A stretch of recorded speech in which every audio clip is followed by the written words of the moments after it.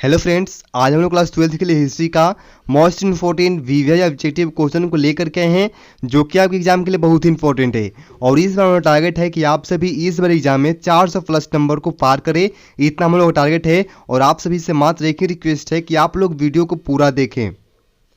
चलिए, आज का पहला क्वेश्चन है, अलवार संत किसकी पूजा करते थे? अलवार जो संत थे वो किसकी पूजा करते थे, किस देवता की पूजा करते थे?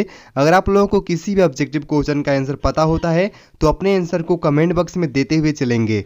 इसका सही आंसर आप लोगों का ऑप्शन नंबर सी है। ऑप्शन नंबर सी है विष्णु, यानी कि अलवार जो संत थे वो विष्णु देवता की पूजा करते थे। चलिए, 2 नंबर क्वेश्चन है, निजामुद्दीन औलिया किस सूफी सिलसिले से संबंधित है? यानी कि निजामुद्दीन औलिया किस सूफी सिलसिले से संबंधित है? इसका सही आंसर आप लोगों का ऑप्शन नंबर ए है। ऑप्शन नंबर ए है चिश्ती, यानी कि निजामुद्दीन औलिया जो है चिश्ती सूफी सिलसिले से संबंधित है। चलिए, 3 नंबर क्वेश्चन है, रामानंद के शिष्य कौन थे? रामानंद के जो शिष्य थे वो शिष्य कौन थे? इसका सही आंसर आप लोगों का ऑप्शन नंबर डी है। ऑप्शन नंबर डी है इनमें से सभी, यानी कि ऑप्शन नंबर ए है रैदास, ऑप्शन नंबर बी है कबीर और ऑप्शन नंबर सी है धन्नन एवं पीपा। ये तीनों जो हैं ये रामानंद के शिष्य थे। चलिए, 4 नंबर क्वेश्चन है, ख्वाजा मोइनुद्दीन चिश्ती की दरगाह कहाँ है? ख्वाजा मोइनुद्दीन चिश्ती की जो दरगाह है वो कहाँ पे है? इसका सही आंसर आप लोगों का ऑप्शन नंबर डी है। ऑप्शन नंबर डी है अजमेर में, यानी कि ख्वाजा मोइनुद्दीन चिश्ती की जो दरगाह है वो अजमेर में है। चलिए, 5 नंबर क्वेश्चन है, गुरु नानक का जन्म कहाँ हुआ था? गुरु नानक का जो जन्म है वो कहाँ पे हुआ था? ये बहुत ही इंपॉर्टेंट क्वेश्चन है आप लोगों के एग्जाम के लिए। इसका सही आंसर आप लोगों का option number C. Option number C है तलवंडी, यानी कि गुरु नानक का जो जन्म है वह तलवंडी में हुआ था। चलिए, 6 नंबर क्वेश्चन है, कबीर के उपदेशों का संग्रह किस ग्रंथ में मिलता है? ये भी बहुत ही इंपॉर्टेंट क्वेश्चन है। कबीर के उपदेशों का जो संग्रह है वो किस ग्रंथ में मिलता है? इसका सही आंसर आप लोगों का ऑप्शन बी है। ऑप्शन बी है बीजक, यानी कि कबीर के उपदेशों का जो संग्रह है वह बीजक ग्रंथ में मिलता है। याद रहे, बीजक जो है वह ग्रंथ है किसकी? तो कबीर के उपदेशों का संग्रह जो है बीजक ग्रंथ में मिलता है। चलिए, 7 नंबर क्वेश्चन है, कबीर अरबी भाषा का शब्द है।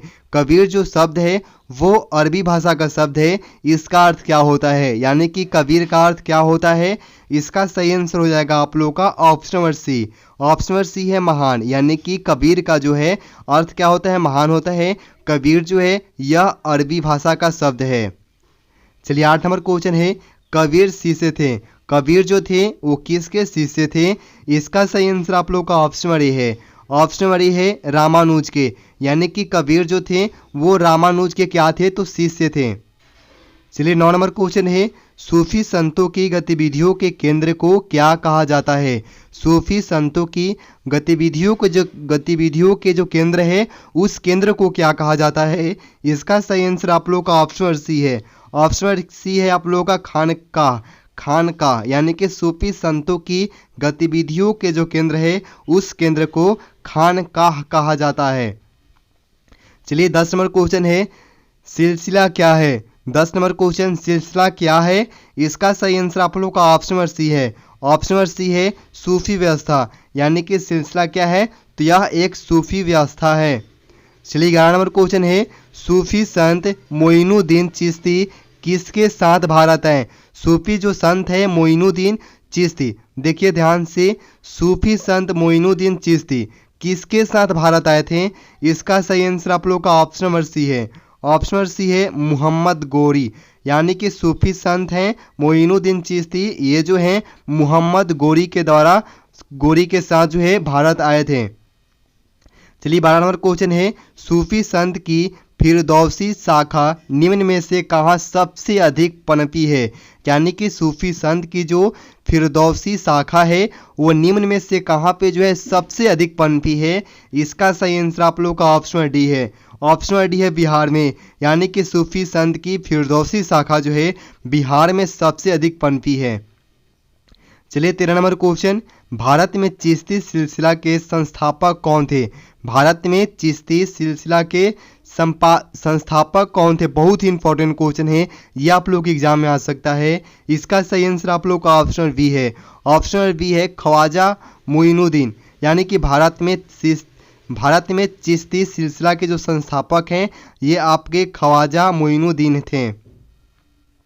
चलिए 14 नंबर क्वेश्चन है, निजामुद्दीन औलिया दिल्ली के किस सुल्तान के समकालीन थे? यानी कि निजामुद्दीन औलिया जो हैं दिल्ली के किस सुल्तान के समकालीन थे? इसका सही आंसर आप लोग का ऑप्शन नंबर डी है। ऑप्शन नंबर डी है मोहम्मद बिन तुगलक।